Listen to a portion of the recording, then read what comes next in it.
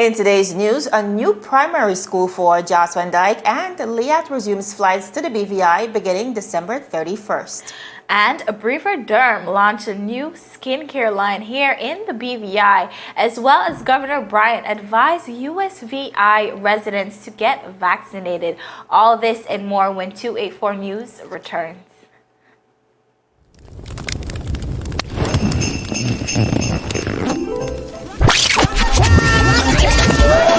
Can you hear the Christmas bells ringing? Are you listening? Rightway Food Markets is giving back up to $10,000 to you, and yes, you. Spend $50 or more in any one of our locations for a chance to win one of two $500 store vouchers each week. And there's more. On the day before Christmas, 2 lucky persons will win $1,000. Just scan the QR code to upload your receipt or simply drop it into the entry box to win. This promotion ends on December 24th. Ho, ho, ho! Merry Christmas! I am a poor boy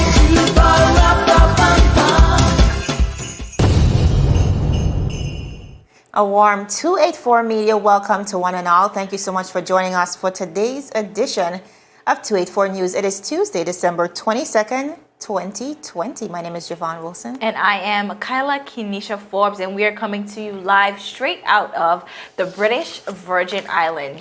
Viewers, lots happening. Of course, we'll begin with what's happening on the local scene.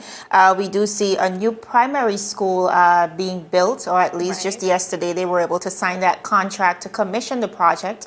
That will be happening right there on the same lawns, but on the lawns, the hills above the current primary school. So I think that is welcoming news for the residents of Joshua Dyke, because for years they've been really complaining about that, as well as good news for travel in the region as well. LIAT, the Caribbean airline, is back in our skies beginning December 31st. So lots going on as it relates to the international scene. Kyla, we see President-elect Joe Biden receiving the first dose of the Pfizer COVID-19 vaccine. And actually, he did this on television. Oh, wow. You'll be seeing that video shortly. And really, he's trying to do this to boost the public's confidence in the safety of the vaccine. Mr. Biden is urging persons across the United States of America to get the vaccine, saying that there's absolutely nothing for persons to worry about, Kyla. And I do know that once the vaccine came on board,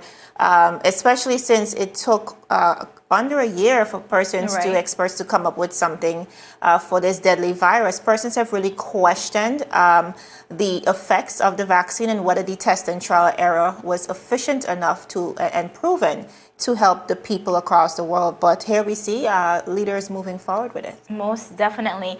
And Joe Biden have not been the only leader to vow to being one of the first in their country to take this vaccine. Now, many questions even surrounding that. You know, things are not quite what it seems at times, but we'll definitely get into that story a bit more. But viewers, we see where Brivaderm, a local dermatologist company right here in the British Virgin Islands, have launched a new medical grade line. Big so that's deal. definitely exciting, and we'll definitely be getting into that into this newscast. So we have so much to get into, so let's just jump right into it. All right, viewers, now the community of Joshua Dyke, as we mentioned, is now set to benefit from a new primary school in the near future. The official contract for the development phase of the project was signed yesterday between the government of the Virgin Islands and AEC Consulting Engineering. We're going to go to a quick video where the Minister of Education and Culture, Dr. the Honorable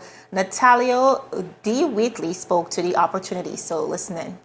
Let me just say very clearly, very honestly, the conditions for our young people here are not acceptable. We know that, and we see that.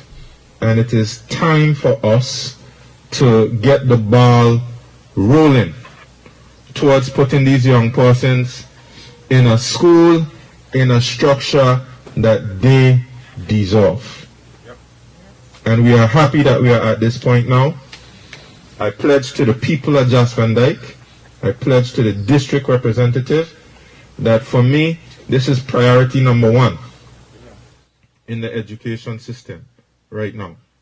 So we will get it done for you. And I'm very grateful to Brother Ashton McCall and Brother Butcher, who's here with us.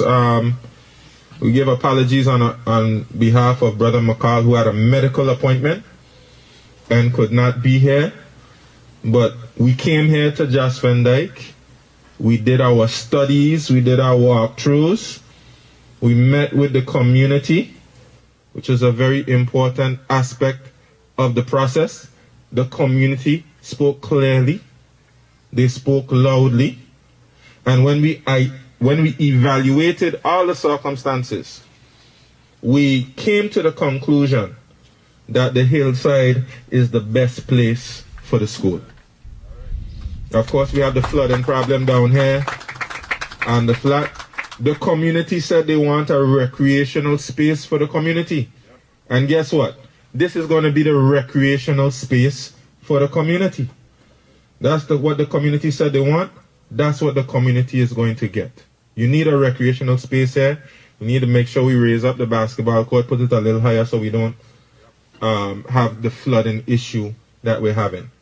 And another advantage of putting it on the hill is that we'll be able to continue our school while that's taking place. So there are a number of advantages, and the pricing was not that far apart. So it works well.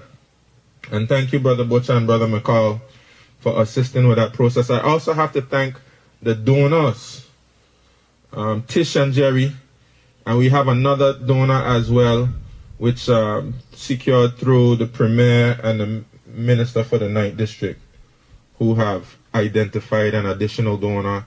And of course, the government of the Virgin Islands has pledged money and pledged to see this project straight through to the end. So we have what we need now to get the process rolling, and we can expect a state-of-the-art modern facility to be built for the people of Japan. A promise made and a promise kept, viewers. Now, after consultation with the community, Premier of the Virgin Islands, Honorable Andrew A. Foy, said that the building will be commissioned at the hillside above the current school in a format similar to that of the Enos Adams Primary School, and reiterated the government's commitment to better learning facilities for our children. Premier Foy said, and I quote, "This is no gimmick, as we say in our language. I say all these things because what credentials do we have to make you believe that we are going to build a school? The credentials that we have is our track record," Premier Foy added. Now, the school's current location will eventually be transformed into a state-of-the-art recreational space as suggested by the residents of the community once the new location is completed. Kyla, much needed, especially for our sister island, Jos Van Dyke. The students have been, as I guess, surviving in deplorable conditions, especially since the hurricanes of 2017. Yeah. So I'm really happy to see that we are heading back to a place of normalcy, even in the midst of a pandemic. The government forging forward with ensuring that our students have a comfortable environment to thrive in. I am definitely happy to see it. We always push for our sister islands because they deserve our students deserve to be going to school in proper conditions. Right. I know that representative for the 2nd electoral district, Honorable Mitch Turnbull, he have been pushing for this primary school to be built. He always brings it up, and I think he's very happy to see some sort of movement and progress over there in Jos Van Dyke. Yes. And as Honorable or Premier said, it's their track record. They're talking from their track record, and we're definitely happy that they have kept their word. Now, as we move on, just last week, Brivaderm, a local dermatologist MediSpa in the BVI, launched a new medical-grade skincare line. Now, last Thursday evening, that is, Brivive by Brivaderm was launched. Now, Brivive is the BVI's first medical-grade skincare line found in Nature's Little Secret right here in the British Virgin Islands by Carrie Ann Shakima Otley. Now, we might know her, Javon, by Dr. Shakima Stout. and she actually explained that Brivaderm Skin Health combines essential ingredients that focus on reviving skin youth in tone, texture, and integrity. Brivaderm repairs, restores, rejuvenates, and rebuilds skin molecules and leaves you feeling looking brand new. Now, she added that Brivaderm Skin Health brand is dermatologist tested, sulfate free, naturally derived, and not tested on animals. Now, the line includes kits that are customized to meet the specific needs of each of their clients. Now, customers can choose from an array of items and kits, which are the age defense kit, acne defense kit, tone perfecting kit, lash growth serum, toners, sunscreen, hydrating night creams, eye rejuvenating formulas, vitamin C serums, and so much more. Now, the medical grade ingredients of this brand are true to result driven skin and hair care line. Now, Javon, anyone that knows Dr. Shakima and have spoken to her, or even if you are one of her clients, you know that this is something that is very dear to our heart, and I think that we should be very proud that this is something that is originating out of the BVI. Viewers, if you see that picture again, this is some really sophisticated stuff. Absolutely. It is definitely, now look at that. World class. Right there on the seaside, but this is out of the BVI, and I'm definitely proud and do want to tell Dr. Shakima and her husband, Mr. Otley, congratulations and a job well done. Absolutely. I think, Kyla, this is testament to, again, the ingenuity and the capabilities that are here right in the BVI. Of course. And I think it's even more monumental, this launch, that 3 years after the launch of Brivaderm, which of course is her dermatology business, this product or this local line is being launched as well. I think it's monumental. And anyone we know, and there are lots of people we know that, go to Dr. Shakima Stout Otley for skincare, and she has been able to not only heal but really transform Definitely. a person's skin. And healthy skin is definitely her language. I'm very happy to see this huge milestone, of course, being accomplished, and I wish her all the best as well. And of course, on behalf of all of 284 Media. Viewers, we're going to go to a quick commercial break, but when we come back, LIAT is back in our skies again. We're so excited to get into that and so much more news coming out of the U.S. Virgin Islands. Governor Bryan is now appealing to residents to take the COVID-19 vaccine. All that and so much more when 284 News returns. The win! Oh! What are the hell? I'm freaking out! Is time.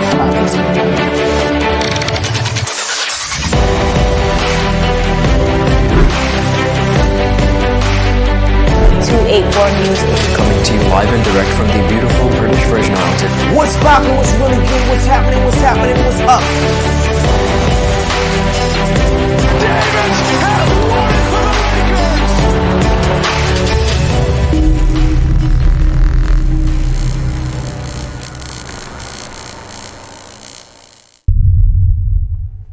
Viewers, welcome back to 284 News. Now, LIAT, the Caribbean airline, is now scheduled to resume flights to the British Virgin Islands from December 31st, 2020. Now, the official announcement was made via their Facebook page, which reads, and I quote, "Let's go shopping in St. Martin or visit the sites in the British Virgin Islands. LIAT is happy to announce that we will recommence limited flights to St. Martin and Tortola from Thursday, December 31st, 2020. You can book via www.liat.com or call our reservations center." End of quote. Now, viewers, this comes as great news as travel resumes in the Caribbean region and support the tourism industry, which has been brought to a standstill, of course, as a result of COVID-19 in the beginning of this year. Now, earlier this month, the airline was forced to suspend services to two of its previously announced destinations while it awaits approval from the relevant authorities in Barbados as well as St. Vincent and the Grenadines. The airline had previously announced services to Barbados and St. Vincent and the Grenadines, and was scheduled to begin flights as of November 30th. Now, prior to its suspension of services due to COVID-19, the airline had been operating to these destinations on valid flight approvals, which have not expired. LIAT operated a scheduled flight to Barbados on Monday. LIAT operated a scheduled flight to Barbados on Monday, the 30th of November. However, the airlines has been informed by these authorities and these territories that new arrangements must be made for the airline to operate out of Barbados as well as St. Vincent and the Grenadines. The airline has therefore made the decision to temporarily suspend services to these destinations while new arrangements are being made. Now, passengers whose flights have been affected are now asked to contact LIAT Reservations Call Center for assistance. LIAT has promised to waive all change fees for these passengers due to the inconvenience that may have been caused.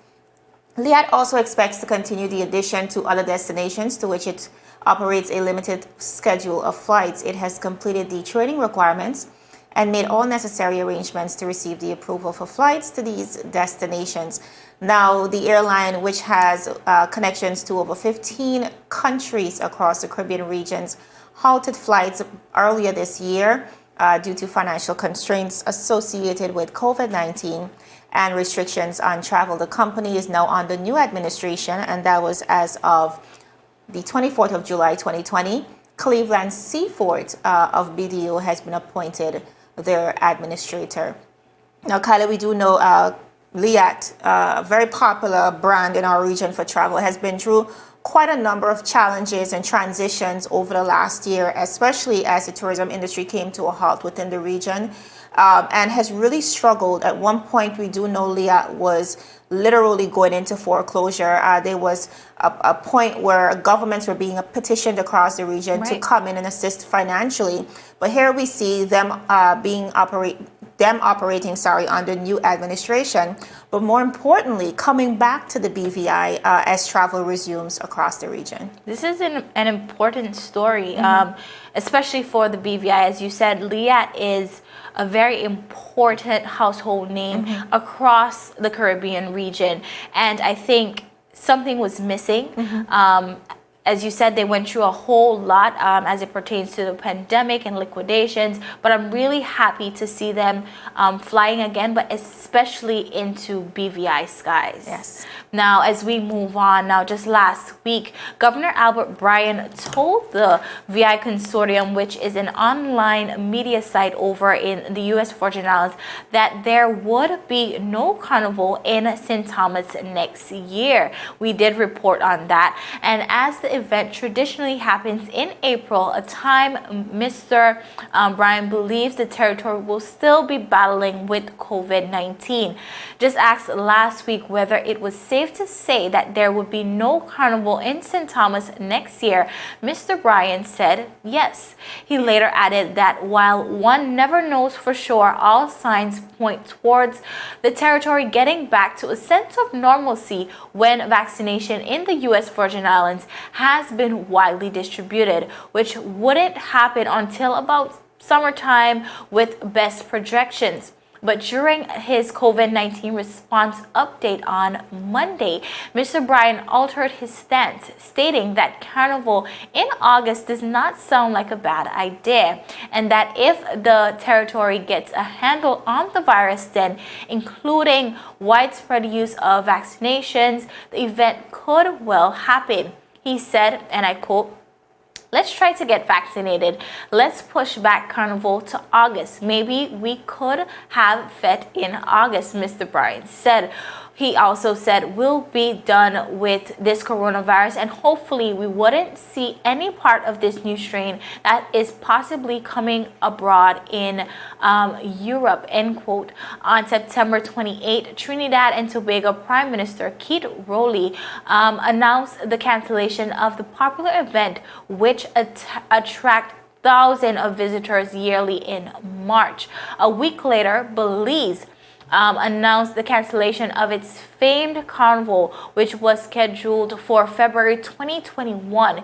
It was the first time that this event had been forfeited in its entire history. Now, experts predict that early this year that large events wouldn't be permitted until the second half of 2021 at the earliest. Researchers believe that events such as carnival festivals in the US and Germany, soccer matches in Italy, and horse races in Britain led to explosive growth of the virus within those countries. In light of the new data, even those being hit the hardest economically, that is, by the virus, concert organizers say 2020 is a loss, and that mid-2021 is the earliest large-scale event that will be held. Others say a vaccination, tracing, and treatment procedures are also critical components of the re-emerging of carnivals and concerts. Javon, this is quite something. We see where Governor Bryan is basically, I wouldn't say hanging it over the residents' heads, but he's essentially saying, hey, maybe if you get vaccinated, maybe if we can get this thing under control, then just maybe we would have a festival. And I think that's kind of waving candy in front of a child's face, because we all love to fet, but I think that we still have to realize that this is a very fluid situation. Yes, vaccinations are coming up, and there might be some hope, but I think it's still a bit early to say so.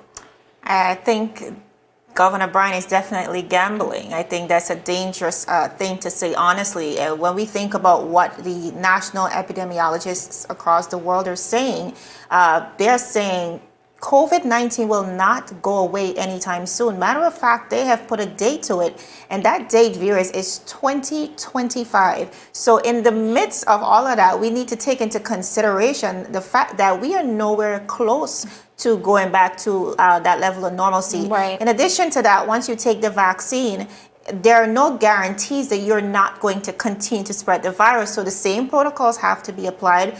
Wearing of masks, sanitizing of hands. Essentially what that vaccine does is it decreases your chances of getting sick. However, you can effectively still spread that virus to another person, especially another vulnerable person. So essentially what the vaccine is doing is making you asymptomatic. So it's even a more dangerous thing when you're not showing symptoms, not revealing symptoms, but you're in and about other people. I do So agree. we have to be very careful, and especially our leaders, with what we're putting out there And what we're saying, what promises we are making. and how that gauges the public's attention, because you do not want to promise something that you cannot deliver. And also you do not want to influence anyone to take a vaccine because of a fet, especially a vaccine that persons still have valuable concerns that it might not be the safest vaccine. Agreed. Viewers, we're going to go to another quick commercial break, but when we come back, another Caribbean airline, that is the Caribbean airline, they're getting ready for vaccine distribution within the region, and of course, making the necessary preparations for that. So all that and so much more when 284 News returns. Father Jesus, that line here long like church service. Alright, you enjoy the rest of the day. Next customer line, please. Wait, hold on a second. Yes, Sonny boy, come, yes, Good Sonny. morning. Good morning, Sonny boy. Hold on there. You must have cut front of people. It's okay, I'll take care of it. What? No man to take care of me. How may I assist you? Yes. You want top of power? You want top of power? Join the prepaid party with CCT and enjoy more affordable data plans, more top-up promotions, more savings with hero bundles, and more value for your money each and every Tuesday with Top Up Turn Up Tuesday. Visit a CCT store today or anywhere CCT Top Up is sold and top up your phone. 5, 10, 15, 20, 25, 30. You want top of power? Is business slow, cash flow down, hosting an upcoming event? We can help. Advertise with 284 Media and take your business or event to the next level by enhancing your present marketing and messaging strategies. Allow our team of experts to create a personalized ad that sets your business apart from all the rest. This could be your business or event. So, what are you waiting for? Contact our marketing team at 284media at cctbvi.com. Advertising with us works. Viewers, welcome back to 284 News. Now, some breaking news coming out just today. Our Minister for Labor and Immigration, Honorable Vincent Whitley, was able to confirm some rumors that we've been seeing circulating within the territory, and that is that a tourist from the Dominican Republic who entered our shores on December 20th, I think that was on Sunday, Right. Or Monday, he was denied entry into the BVI and subsequently sent to the Lambert Beach Resort Hotel. However, upon checking, upon routine checks, persons were able to recognize that he had escaped from the mandatory quarantine. Another scare was the fact that he had taken a COVID-19 test, but according to what was being said, the results for those tests were pending. So essentially posing a very high risk to the territory. Right. Now today, the Minister for Labor, Honorable Vincent Whitley, was able to actually confirm that this is indeed true. And now a wanted bulletin is now out for, his name is Juan Diego Garcia. He is 32 years old, light-skinned and medium built, and currently roaming the territory. Kyla, I know one of the things we're trying to essentially, especially in the midst of COVID-19, what we're trying to do is ensure that we continue to protect our borders against illegal immigrants. And for not just because of the illegal aspect of it, but also because of the health risk it poses to us as a territory who have been making the necessary sacrifices, doing what we must as a territory, abiding by the protocols to ensure that we slow the curve. So here we see the minister saying this is absolute nonsense, and we are going to come together. We're going to collaborate with the Department of Immigration as well as Customs, as well as the Royal Virgin Islands Police Force, to ensure that we locate this man. Javon, as you said, this is some rumors that have been surfacing since yesterday, and very alarming for all our residents. And I think even before, with the tourists breaching the quarantine, we heard from our leader, Honorable Andrew A. Foy, that this will not be tolerated. Absolutely. This sort of behavior will not be tolerated, and yet again we see another breach. And I think it goes back to, yes, it cannot be tolerated in the BVI, but we have to tighten our procedures. Absolutely. Because these are things that just cannot be happening. Absolutely. Because this can go south very quickly. Absolutely. I know one of the concerns was the COVID-19 test. So the minister is actually able to confirm today that the COVID-19 test returned negative, Okay, which that's is good. a sigh of relief for the territory. But like you said, Kyla, we have to really revisit our security efforts, because one of the things that we do know is that once persons enter the territory, they were required to wear that bracelet. mandatory Right. geofencing bracelet. However, based on reports that we've been receiving from tourists entering the territory recently, that geofencing bracelet, which essentially allows you to track that person, it was actually replaced by a regular wristlet that takes away that tracking ability. So in the absence of us being able to track these The people GPS. with technology, persons are now asking, why wasn't a physical security assigned to this man's room? So those are the questions that remained unanswered. Viewers, the full story is available via our website, that is 284 Media. We were about to get into Caribbean Airlines preparing for the COVID-19 vaccination, or however, we are out of time, but that too is available via our website. But for now, that is all the time we have. It's Tuesday before Christmas as we Yes. continue to count down. We hope that you're doing all your relevant last-minute shopping and getting ready for Christmas. My name is Javon Wilson. And I am Kyla Kenesha Forbes. Of course, join us again tomorrow for your news roundup right here on 284 News. Have a great evening, everybody. Bye. Bye-bye.